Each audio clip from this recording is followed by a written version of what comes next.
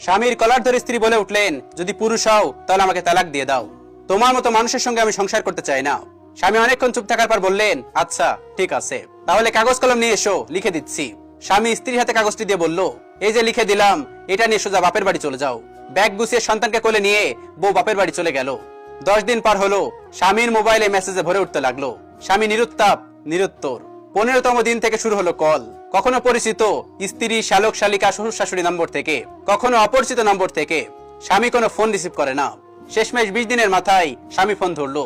স্ত্রী হাউমাউ করে কাঁদছে, ওগো লক্ষ্মী সোনা, আল্লাহর দোয়াই, তোমার মরা বাপের কসম, সবাই কত কিছু বলছে। স্বামী সব শুনে বলল, কি বলতে চাও, সরাসরি বলো, এত ন্যাক আমি শুনতে চাই না। স্ত্রী বলল, ওগো আমি তো বুঝতে পারিনি, তুমি ছাড়া আমার কে আছে, তোমাকে ছাড়া আমি কিভাবে বাঁচবো বলো। স্বামী বলল, তুমি তো বললে যদি পুরুষ হই তাহলে তালাক দাও। স্ত্রী বলল, তুমি পুরুষ, আমি তো মহিলা। স্বামী বলল, আচ্ছা ভেবে দেখি, এর আগে তোমাকে একটা কাজ করতে হবে। স্ত্রী বলল, যা বলবে তাই করব। স্বামী বলল, এখন তো এগুলো বলবেই, এত ব্যস্ত হও না, ভেবে চিন্তে কাজ করতে হবে। আচ্ছা, যে কাগজটা তোমাকে দিয়েছিলাম সেটা কি তোমার কাছে আছে? স্ত্রী বলল, হ্যাঁ আছে। স্বামী বলল, ওটা কি খুলে দেখছিলে? স্ত্রী বলল, না। স্বামী বলল, কি লিখেছিলাম তাও তো মনে নেই, কাগজটা হাতের কাছে থাকলে একটু পড়ে শোনাও তো। স্ত্রী কাগজ খুলে পড়তে শুরু করলো, আসমান যদি নিচেও নেমে আসে তবুও তোমাকে তালাক দিব না আমার প্রিয়সী। ভালোবাসাতে এমনই হওয়া উচিত, হালাল সবসময় সুন্দর। সেই পুরুষ সত্যি চমৎকার, যে পুরুষ 1000 নারীতে নয়, এক নারীতে আসক্ত।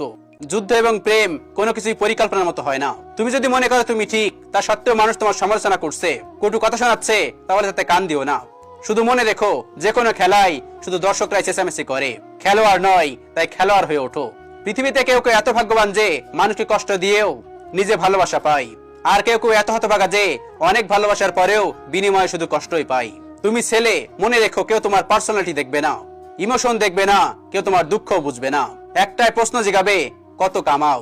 3টি কথা মনে রেখো, যে তোমাকে সাহায্য করেছে তাকে কখনো ভুলে যেও না, যে তোমাকে সত্যিকারে ভালোবাসে তাকে কখনো ভুলে যেও না। নাম্বার 3, যে তোমাকে বিশ্বাস করে তাকে কখনো ঠকিও না। ভালোবাসা দূর থেকেই সুন্দর, দূরত্ব কমিয়ে আনলে সবসময় গুরুত্ব কমে যায়, মনের দূরত্ব বাড়তে থাকে। অর্থ যুগের রিলেশনও শেষ হতে দেখেছি। মানুষ আসলে নতুনত্ব চাই, ঠিক যেমন পুরাতন টি শার্টটি অবহেলায় ফেলে রাখা হয় আর নতুন টি শার্টটা পরতে ভালো লাগে। মানুষের মাঝেও পরিবর্তন এসে গেছে। এখন মানব জাতি জগৎ সংসারের মায়া জালে আবদ্ধ হয়ে জীবন পার করতে চায় না, ক্ষণে ক্ষণে রং পাল্টায়। গিরগিটিও হয়তো মানুষকে দেখে ঈর্ষান্বিত হয়। হায়রে মানুষ রঙিন ফানুষ, রাগ করে শোয়া যেতে পারে কিন্তু রাগ করে ঘুমানো যায় না।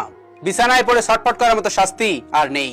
আপনার সন্তানকে পরিশ্রমী হতে শেখান, অন্যের প্রতি হিংসার আলোচনা থাকবে না, বিনামূল্যে কিছু পাওয়ার মানসিকতা তার মধ্যে থাকবে না। সে নিজের কর্মে বড় হতে চেষ্টা করবে। পড়ে গেলে নিচে উঠতে শেখো, কারণ তুমি টাকা নাও যে লোক তোমাকে উঠাবে। পাখি উড়ে গেলে পলক ফেলে যায়, আর মানুষ চলে গেলে স্মৃতি রেখে যায়। যদি কাউকে আজীবনের জন্য বন্দী বানাতে চাও, তাহলে নিজের মনের মধ্যে কবর খুঁড়ে নাও, যাতে সেখানে তার দোষগুলোকে দাফন করতে পারবে। জীবনের প্রথম প্রেমটা বেশিরভাগ মানুষের ক্ষেত্রেই ভুল মানুষের সাথেই হয়, আর দ্বিতীয় প্রেমটা হয় ঠিক মানুষের সাথে কিন্তু ভুল সময়ে। নির্দিষ্ট একটা বয়সের পর নিজের পরিবারে থাকাও অভিশপ্ত হয়ে যায়, বিশেষ করে বেকার ছেলেদের। আপনার সবকিছু ঠিকঠাক চলবে, কিন্তু আপনি জানেন আপনি আসলে সুখে নয়।